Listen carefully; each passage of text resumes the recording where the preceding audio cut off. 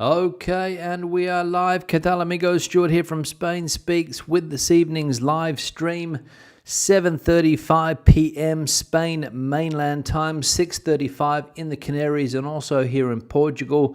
The 11th of August, the month going very, very quickly, as we have all realized by now. And we'll look at some of the main stories that have caught my attention in the press in Spain, both yesterday and today. Some of the most interesting stories that I have seen. We'll also take a look at some comments that have been left on the channel in recent times by viewers, so stick around for that. And then in the second half of this evening's live stream, we'll go into the chat section and check out what is happening there with the viewers of this live stream. So if you are in the chat section today watching the live stream, say hello, as many people are. Now, straight into the news, and fresh protests in the Balearic Islands, on the islands of Mallorca and Ibiza, albeit not as big as the ones last month, of course, where some 10,000 people hit the streets.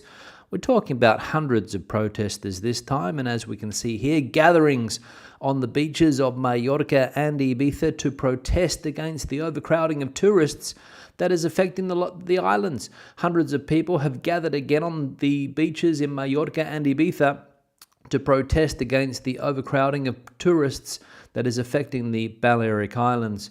The goal of the two playful and festive protests was to take a swim in the areas predominantly visited by German and British tourists to assert the residents' right to enjoy their territory.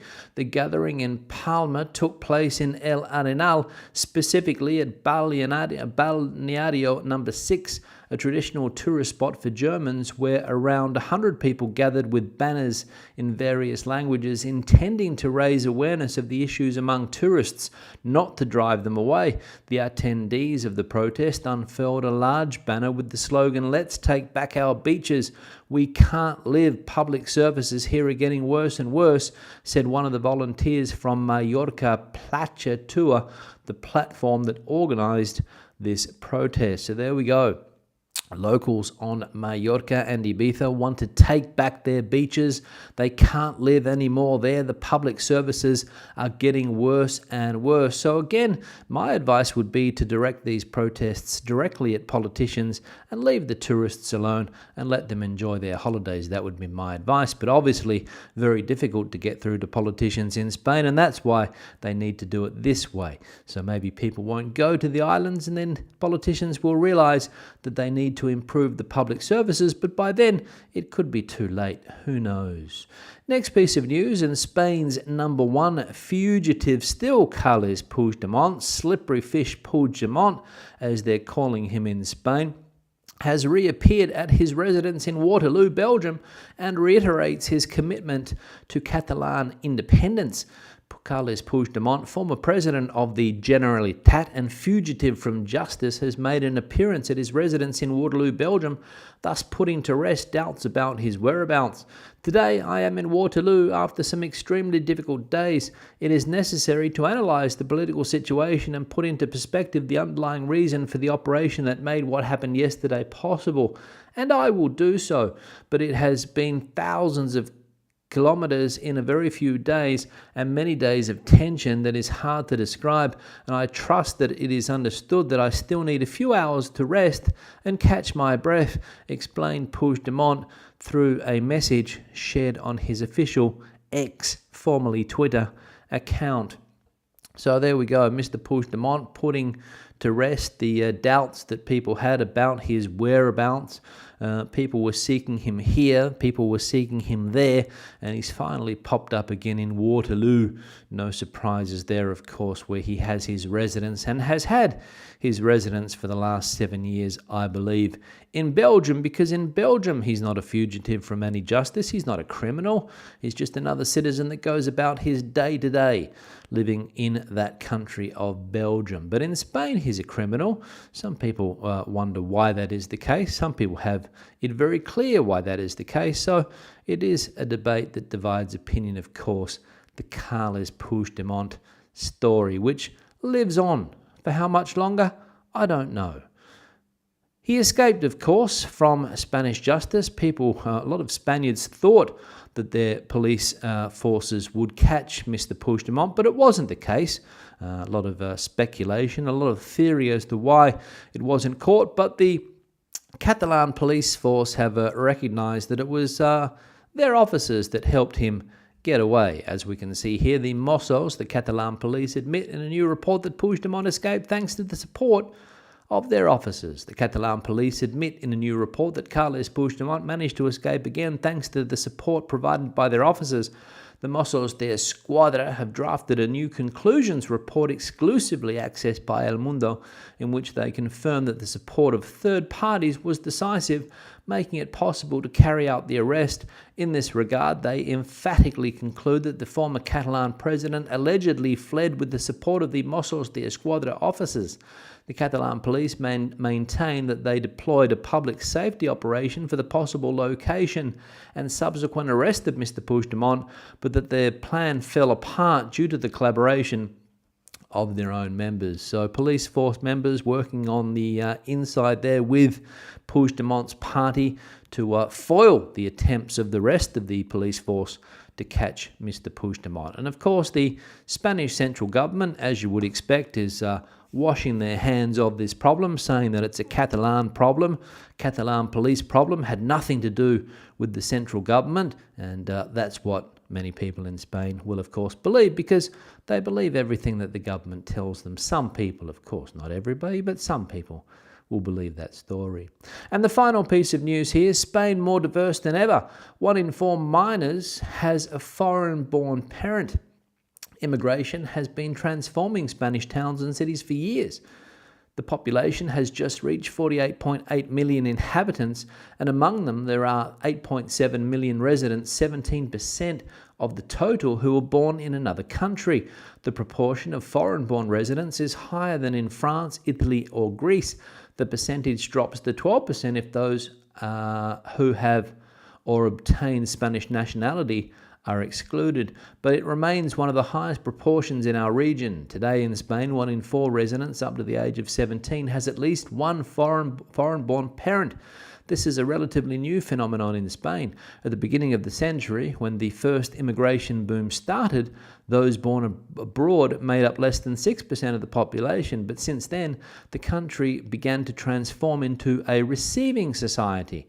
The economic boom at the beginning of the century, with the consequent demand for labour, especially unskilled labour, marked the beginning of the new structure of Spanish society, notes Abdoulaye Fall, a demographer and professor of the Autonomous University of Barcelona. So there we go.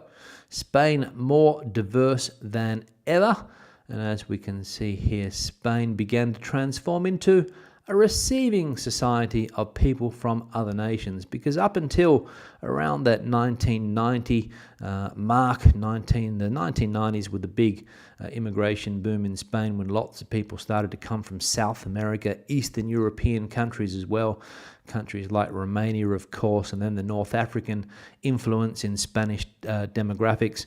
And as we can see there, it has taken off because of the need for unskilled labour in Spain. And a lot of Spaniards, as we know, don't want to do those jobs anymore. They prefer to sit back, relax, and watch somebody else do the jobs, and hopefully find something better through the connections that they have in the country. And because, of course, if you come from another country, you don't have those connections, and it's hard to find a good job, so you have to do the bad jobs, let's say, and that's what Spain needs people to do, and many other countries around the world. So plenty of people coming in, and as we can see here, 17% of the total born in another country. So some interesting statistics there, demographically speaking, of course. Now, into the comments. First one here from Rick. On the matter of the slippery Puigdemont, why on earth wouldn't Terrell be arrested for aiding and abetting a fugitive with an outstanding arrest warrant against him to elude Spanish law enforcement, such as it is? Confidence in their ability to enforce said law must be at a new low, I reckon. Well, as we saw, Rick, there was no interest to catch Mr. Puigdemont. He had people on the inside. The word is that they were bodyguards of high-ranking Catalan politicians For example, one of the ex-presidents of Catalonia, his bodyguard was one of the main culprits here of helping Puigdemont get away. They had all the plans. They knew what to do. They knew how to escape by car. They had everything worked out, and it was just a question of executing that plan. And why weren't his collaborators in Catalonia arrested? Because, again, there's no will to arrest these people, because it probably would create more of a disturbance, and the central Spanish government wants to keep things peaceful in Catalonia, we reckon. And about time too, because the former Spanish government didn't have that objective. They went in with a stick, and this government preferring to use the carrot option rather than the stick of the Rajoy government, which basically was what it was. He went in with a big stick, started hitting people and saying, you do this or this will happen. And the Sanchez government has the opposite idea, as I said, the old carrot and the stick. Next one here from Pauls. Why wasn't he arrested as he crossed the border? Well, basically, Pauls, because there's no controls on the borders in Spain. You can drive across the border and not see a single person, whether it be in Catalonia, whether it be in Portugal. When you cross the border, you do it freely. And the main border crossings, you might see some police presence at those ones, but there's literally tens, if not maybe hundreds of places where you can cross the borders between the countries in the European Union. For example, in Portugal, I crossed at a place where there's absolutely no control at all, and about 2 kilometres down the road, there's another crossing where there's no control either. So you can cross countries very easily in the Schengen area and not have any type of control. Was there, or should there have been a control waiting on the main entrances? I don't know. Maybe there should have been, but as I said, there's probably another 20 or 30 places where you can cross from France into Catalonia very easily through a village or through some other type of small town. So very, very difficult to do. And as we know, when you've got help on the inside, as Mr. Puigdemont had, he was never going to get caught. There was no will, no interest in catching Mr. Puigdemont, basically. I want to hear from dot or full stop or period, whatever you want to call that symbol. I have travelled all over the world, and Spain has the best quality of life, in my opinion. No wonder it's such a popular destination. Yeah, many people, we think, have that idea, dot, or whatever this person's name is, that Spain does have very good quality of life for certain people. Retirees live very well in Spain if you don't have to depend on the economy. Otherwise, it can be a bit of a struggle, as I have mentioned over the years. But when it comes to general quality of life, Spain seems to do very well in a lot of surveys, a lot of these surveys that are put out there by foreign resident bodies or organisations or magazines. Spain always does well, and people do say that Spain has high quality of life. So that person there putting it out there, and of course we saw yesterday that there was a woman who wrote an article in a magazine online stating that she moved to Spain precisely for that higher quality of life. Let me know what you think in the comment section below. Next comment here from James. They need to make destinations for non-Spanish people when they go on tours and destinations. I'll just start reading this one again. They need to make destinations for non-Spanish people when they go on tours and destinations where the Spanish go, where the tourists are not allowed, and that is how to do it. And putting money on cell phones for tourists and charging a tourist tax would also benefit their economy, and giving some money to me would also benefit the Spanish economy. Now, all right, James, yeah, a bit hard to understand the comment here, but I think I get the general gist. Make destinations for non-Spanish people when they go on tours and destinations where the Spanish go, and the other people are not allowed to go to those places. Don't think it would work. This was put forward by somebody the other day who also said that maybe there should be a 20% increase on everything for tourists in Spain. How do you decide this? How do you decide that a tourist can go here and a resident can go here? This is not North Korea. So we can't really have that type of control. But thanks for the input, James, but I don't reckon it would work. One here from Petey Max. I disagree with different prices for locals and visitors. It will be abused by hospitality in Spain.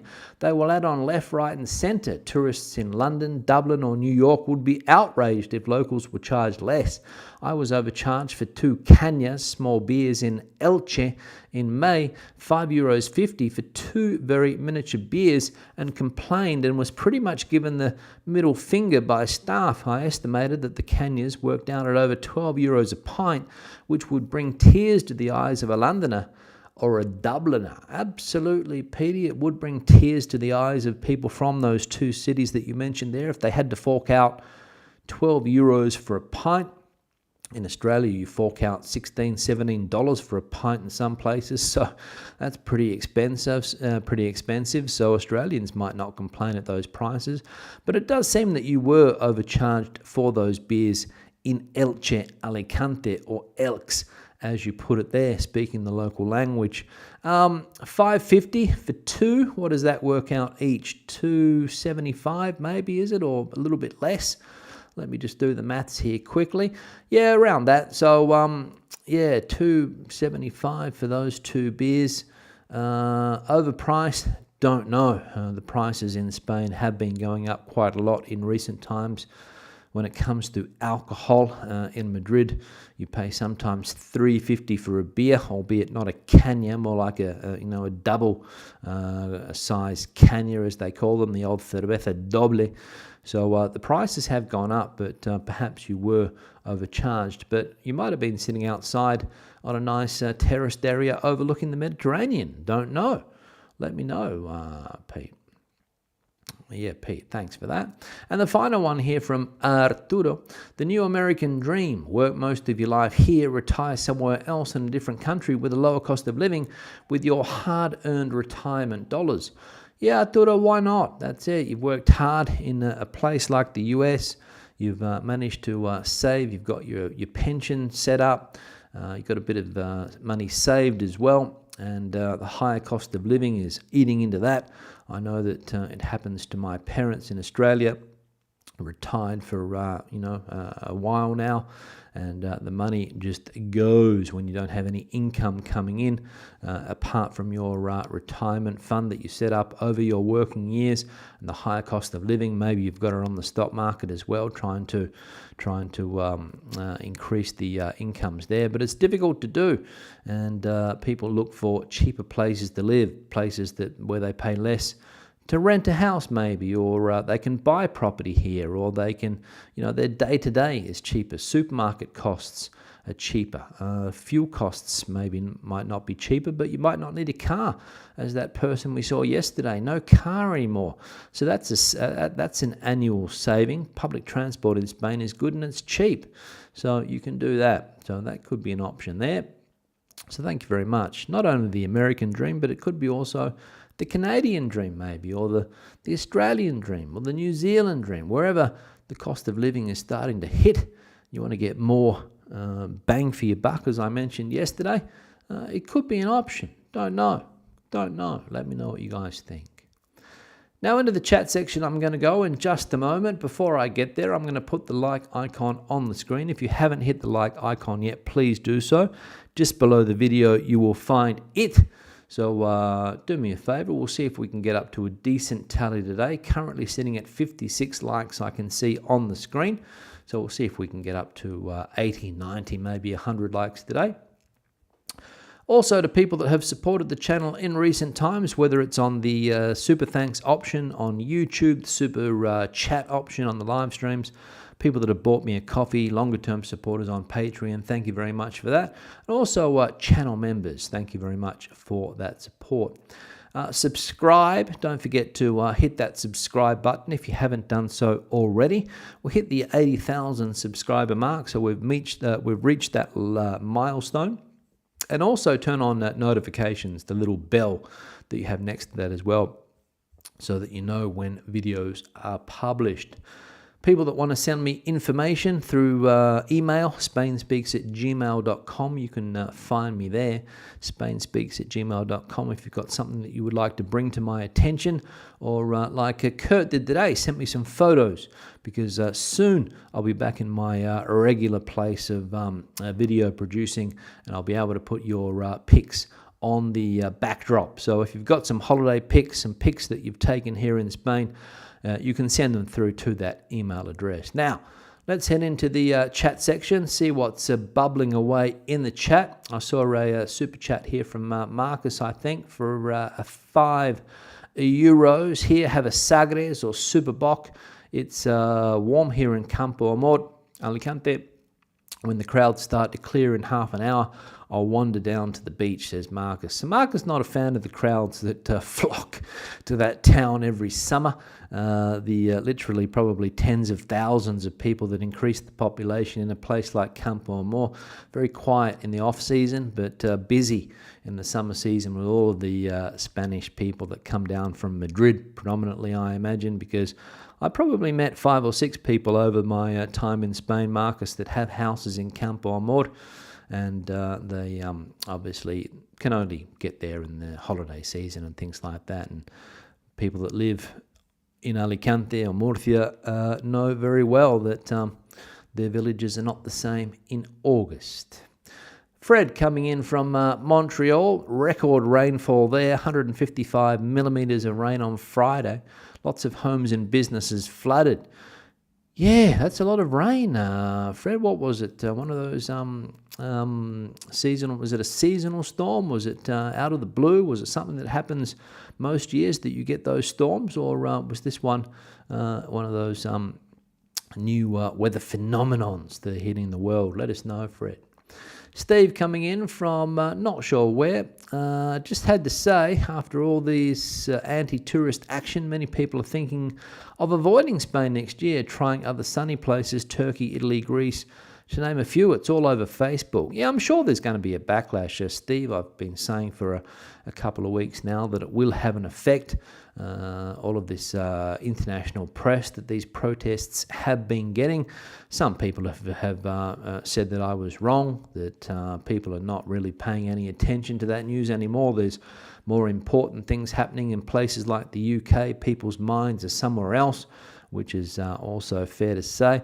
But it will have an effect, because these things tend to stick in the back of people's minds. And as I said, if you're on the beach today in Mallorca, and you've got 200 or 300 people rock up with banners and screaming that they want their beach back, you might say, well, next year I'll go where these people are not. That's what you might be thinking. Steve also saying hello in the chat as well. Let's have a look else here. Amariña in Galicia, very hot, 35 plus degrees there. That's almost getting a warning level in Galicia, 35, because of the humidity there. So I hope you're handling the heat okay, Andrew. Very, very hot for that part of Spain. Mike saying, we shall fight on the beaches. Are we going to see Brit and other tourists in a Dunkirk-style withdrawal from holidaying in Spain? Who knows, Mike? We might do. I have read in the British press over the last couple of days that the protests apparently are having the reverse effect, at least this year, because people already have their holidays booked, I imagine, so they're not going to change them. But next year, who knows what will happen? I don't know. I would like to think that both tourists and locals can live happily ever after, as they have done for many, many years, and that politicians are able to fix the problem. But then again, I may be being too optimistic. I don't know. John coming in from Essex in the United Kingdom. Hello all, greetings from a very warm and sunny. Also sunny and warm in Shropshire, according to Amanda. Good to see you, Amanda. 123 Sean away, coming in from a muggy County Waterford Island. Thunderstorms warning in place, but nothing yet there. Okay, we'll wait and see if you get some rain there. 123. Leonore saying thank you. Thank you for watching, Leonore. Regular viewer is Leonore. As is Jen, coming in from Valencia. Sends me lots of interesting articles, does Jen too, to that email address that we saw before. Andrew coming in from southeast London. Sunny there. Great weekend. Hoping that we're all having. Thanks for that, Andrew. John Paul, how are you lads? I'm watching from Ireland. Good to see you, John Paul. There with a little Irish flag emoji. Barbara coming in from the Playa Flamenca, regular viewer and also channel member, as a few people that we've also seen today with the little yellow star next to their name. 32 degrees Celsius there, quite warm. Stephen's back in Spain, watching from a hot and sunny Torrevieja, no doubt with one of those big beers in hand, sitting there on the beach or close to the beach. Harry coming in from Edinburgh, up there in Scotland. D coming in from the Playa de Oliva. I haven't seen D for a while in the chat. Good to see you back, D. Gino, also back in Toronto. Was in Spain recently, I think. Gino and partner. Hope all is well with you and the viewers. Thank you very much, Gino. All is well for the time being. Alex saying that Spain really needs to keep a record of tourists and put a limit on them, put a limit on them, especially during peak season. This just isn't sustainable anymore. Thanks for the comment, Alex. Yeah, it could be something to keep in mind. Not sure how you would do it, given the movement that people have in the European Union. There'd be no control anymore, of course. You can drive down to Spain from another European country. Here in Portugal, it's amazing the amount of Spanish people here holidaying in Portugal. Every second car you see on the roads has a Spanish license plate. So very, very difficult to stop. They are tourists too. Don't know if that's a question, Danny, but thanks for that. But Stu, Spanish politicians are as good as useless, and Spaniards obviously know this. That's why they're attacking tourists. They're that desperate. Yeah, obviously the previous complaints have fallen on deaf ears, and now they're attacking the source. Will it have an effect? I have no idea until people stop coming and people then start complaining that their businesses are going broke, I imagine. We'll probably start hearing that next year. But if that doesn't happen, then the protests will just continue as they have been doing for a long time. We saw during COVID, people were screaming for the tourism industry to come back, and it came back with a vengeance. And now we have this. So it's like a yo-yo, up and down. What else? Let's have a look. Does tourists include residents visiting Malaga, says Danny. Don't think so, Danny. If you have a Spanish... if you are a Spanish citizen or a Madrid resident, you travel all over the country as well. And people in Malaga, the reason they're attacking, or I shouldn't use the word, somebody had to go at me for using the word attacking, saying that we have an idea that the word attacking is a very serious word. So I'll use the word unhappy with tourists. It's a general sentiment. It doesn't really matter where people are from, but of course the foreign tourist sticks out like a sore thumb in Spain, whereas people from Madrid tend to blend in a little bit more. Of course, the accent is different, but the physical appearance is not like the foreign tourists, and that is the easy target. And probably not. It's included, but they're not being targeted, let's say. It seems to be a foreign tourist targeting. Jimbo's back in Madrid. Good to see you here, Jimbo. A regular sports contributor to the channel is Jimbo. Alex saying that it still blows their mind that Belgium isn't held accountable for this. How on earth does the EU do nothing about this? Because those countries have different views on the law. The justice system there looks at laws differently. Spain's laws were considered by the Belgian justice system to be not applicable in that country, and I think that's why he is allowed to live in Belgium, even though he is wanted in Spain, because they don't think that the charges that he are on are worth nabbing him. And it happened in Germany as well. A judge let him go. I think Italy as well. So he's been all over the European Union, a free man. But as soon as he steps into Spain, they're out, or they were out to nab him, but of course not anymore. So Gareth coming over to Spain in September. Well, I hope all goes well with that trip, Gareth. Dave's in the chat, former Florida correspondent, now back in the oven that is Madrid. Happy Sunday, everyone. Good to see you, Dave. Kurt, the person I mentioned before, sent me some photos coming in from Valencia. Good to see you, Kurt. Belgium is harbouring a criminal. Yep, I think we've made your point, Alex. Yep, but as I said, they don't consider him to be, a dangerous man. Erica, Paul Puigdemont, nothing like living in Waterloo, paid by some nutcracker Catalan. His big problem is that he didn't get the support he thought he was going to get. Only 3,000 people to cheer him on. That's right, Erica. Yeah, 3,000 faithful there in Barcelona. As I said the other day, there's probably influences in Barcelona. There's a guy called Ibiza who could probably bring hundreds of thousands of people to the streets to catch a glimpse, whereas Mr. Puigdemont only gets 3,000. Ibiza, one of the biggest social media influencers in Spain, with all of the events that he does. Andrew Stewart, I don't understand. If Europeans are free to cross the European borders as and when they like, how come the law can't cross the border as well? Yeah, good question, because the European justice system is not in sync. So French justice has one view on things, Belgian justice has another one, German justice, and so on. Laws in Spain are different interpretations in other countries.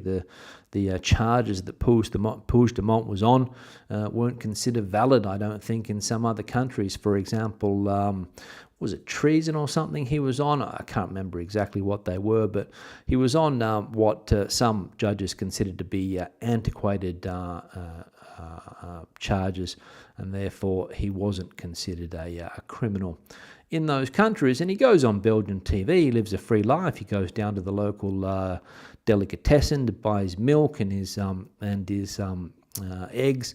So he just gets on with his life there, of course. But in Spain, he's considered a criminal by the Spanish central government justice system. Simple as that. But everywhere else, no. What else? Let's have a look. Darren's saying that it was a hot day in Sidcup, 34 degrees tomorrow. Hottest day of the year. I imagine that's warm there in that part of the UK. Richard's saying that during COVID, the borders between Spain and France were indeed closed, albeit only huge rocks on the road and quiet crossings.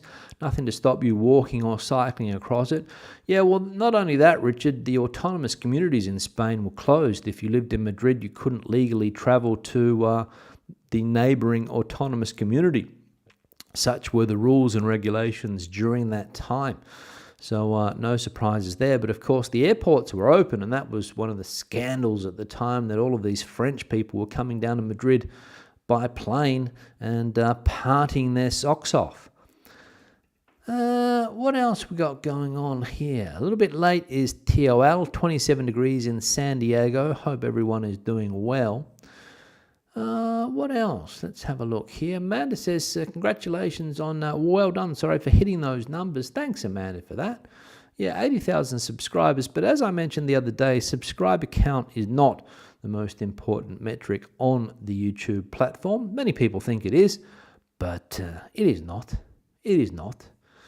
123 was watching a video on a supermarket in Spain, and Spain was shocked at how prices have risen there since our last visit 4 years or so ago. How some people there can afford food given the low salaries. Yeah, thanks, Sean. Portugal also experiencing those increases as well, and salaries statistically are even less here than in Spain. If you look at the average salary or the minimum salary, it's an issue. People are doing it tough, and I've heard 3 or 4 conversations, people saying just how expensive the cost of living is.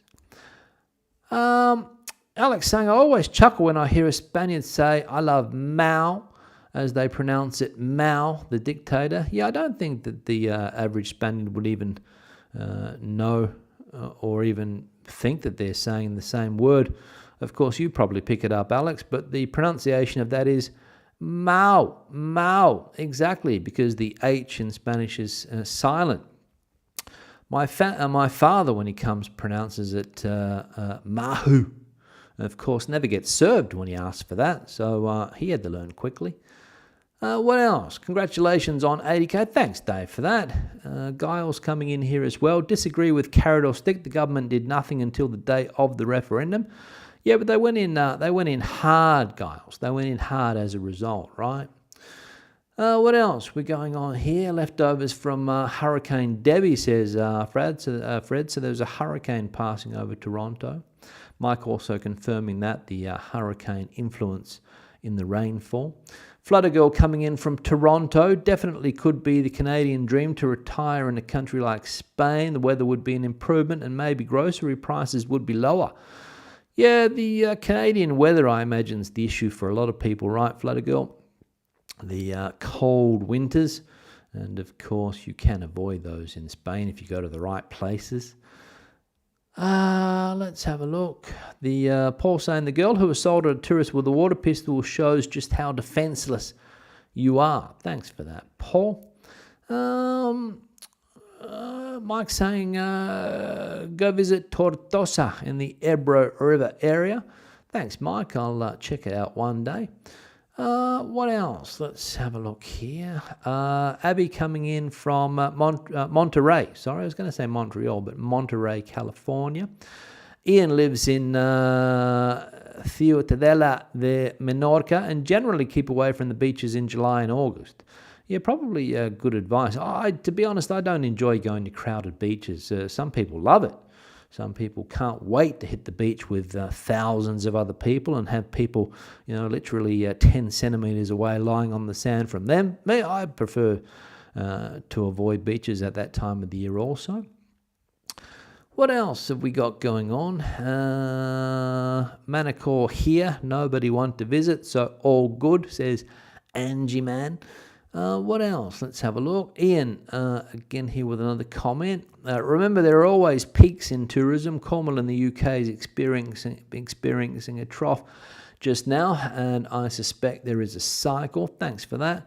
And Fletcher saying, congratulations on the 80,000 subscribers. I'm one of them. Thanks for subscribing, Fletcher, and thanks for viewing the content that I put out. That's the last comment, so I'm going to wrap the live stream up. We almost hit the 100 mark in the metric, 98. So I'll just put it out there quickly before I go. If you haven't hit the like icon yet, consider it.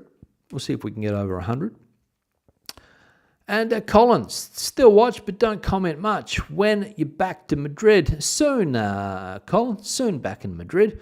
Not looking forward to it, of course, because the weather there is extremely hot, but as people have been telling me. So not looking forward to getting back to Spain in general. I enjoy my time in Portugal, and the longer I'm here, the more comfortable I become. So, but we've all got to get back to reality, back to life. Kids have got to get back to school. People have got to start working again. So that's it. Trevor saying, Stu, some parts of Spain tourist numbers are down. Thanks, Trevor, for that. Not sure where. Maybe you can let us know. Erica saying that she can't stand the Mediterranean beaches, which are like soupy water. Yeah, I also don't enjoy the Mediterranean beaches much, except for walking along those beach promenades. But the water, it's very soupy, very warm in many places. And that's about it. So thank you very much for watching today. I'll be back again tomorrow with another live stream. I have to change the schedule this week. Tuesday I can't put out a live stream, so I'll put one out tomorrow, and some more regular content coming out during the week. Thanks for watching. It's been a pleasure as always. Back again tomorrow, as I mentioned, so hopefully I'll see you guys then. Hasta luego, hasta entonces, adios, bye-bye.